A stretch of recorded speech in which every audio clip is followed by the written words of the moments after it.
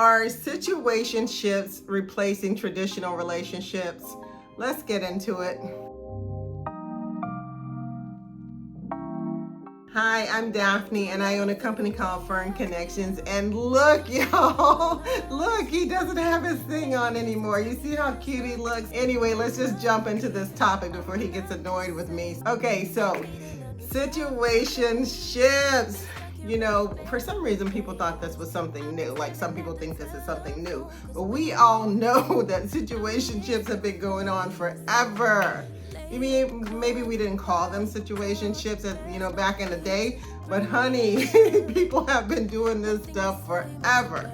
So let's just get into it really. So what I know for sure, right? That situationships are on the rise. And I'm not really sure, what that means for a lot of people. But what I do know is that it's becoming harder and harder and harder these days to find a committed relationship. And I want to blame it on the apps. I'm going to blame it partly on the apps, honey, because there's so many of them and there's so many people. And now we have access to, millions of people where before we just had to find people in our local areas, right? Now we can talk to people in all kinds of countries and states and all the stuff, right? So there's so many choices these days. So I'm not just gonna blame it on the apps, but I'm partly gonna blame it on the apps because I think what's happening is that people have way too many choices. And so because of that, it's the grass is always greener on the other side, like they say. So I'm just going to keep my options open because why do I need to commit to one person when I can have multiple people?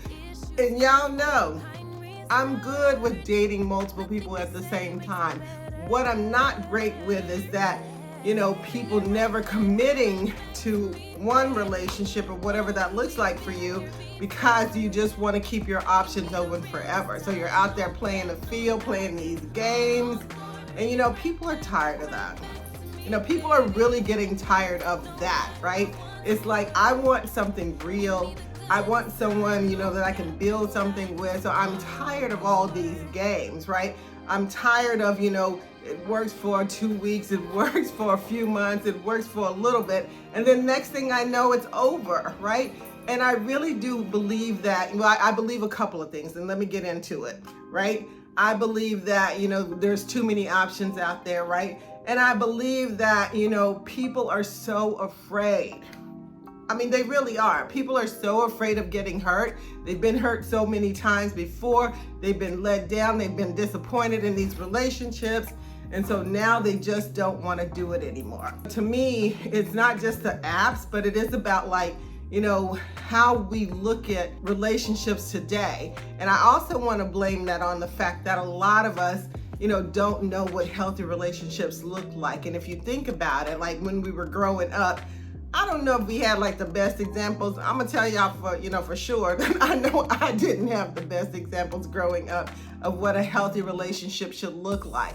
And I think it starts there. It starts with when we're younger, when we're, teens and preteens, and then we get into young adulthood, right? And it's we have no really great examples of what a healthy relationship looks like. We used to think that was the Cosby Show, and then we got really disappointed about that whole situation, And so it's who were our role models that we thought, okay, these are the people that we would want our relationship to mimic? I don't know about y'all. On the top of my head, I really can't think of anybody, but maybe you guys can, right? Maybe you all can. Maybe y'all can, honey, okay?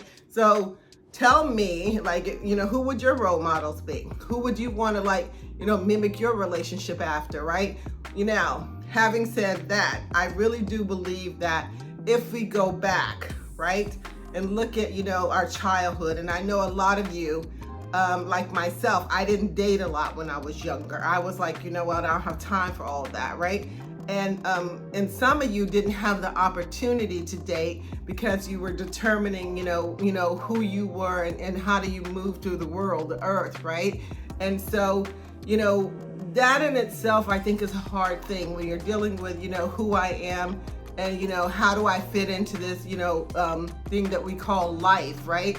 And so that in itself is a struggle. And then you may like someone, but how do you approach them, right? You don't know. So now here we are, like just going through the motions, trying to figure it out. And while we're trying to figure it out, we're just using situations and getting into all these situationships to try to figure out, like, what does this mean for me, right?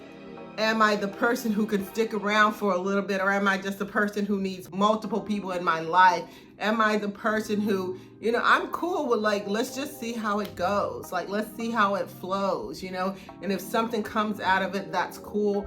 But if not, I'm good with that too. And we'll just enjoy what we have right now in this moment. And we won't focus on what that means long term, which brings me to another thing, right? A lot of people are not defining their relationships. They just want to be in this gray area, and they're okay with it. And it's like, I don't need to be someone's girlfriend, someone's boyfriend, someone's wife, husband, partner. I don't need to be someone's significant other. I just want to hang out with you and have a good time. And that's it. And and if something comes from that, that's cool. But if it doesn't, I'm good with that. And I want to say, and I talked about this on Instagram not too long ago, that I believe that what happens is a lot of times, we start very casual, we start, having fun, and then we catch feelings, and then we want more sometimes, right? But the person that we've started with doesn't feel the same way. So it's kind of like, I may, catch feelings for someone, a month down the road, but they're still just having fun, right?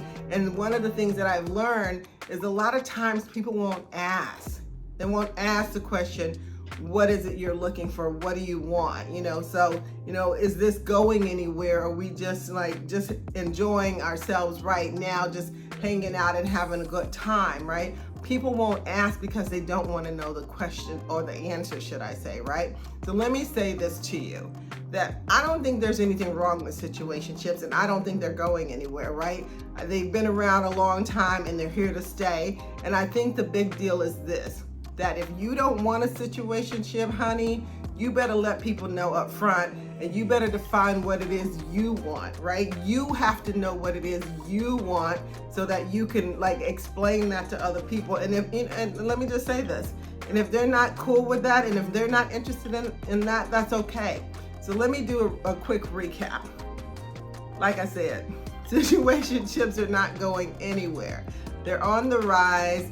And I think it's really important, that we do have options. I like having options, honey. That's not the problem. But I think that if you're one of those people who really wants to commit, who wants something long-term, who wants to build something with someone, then I think that that's where you have to be very clear and define for yourself what you're wanting and what you're looking for.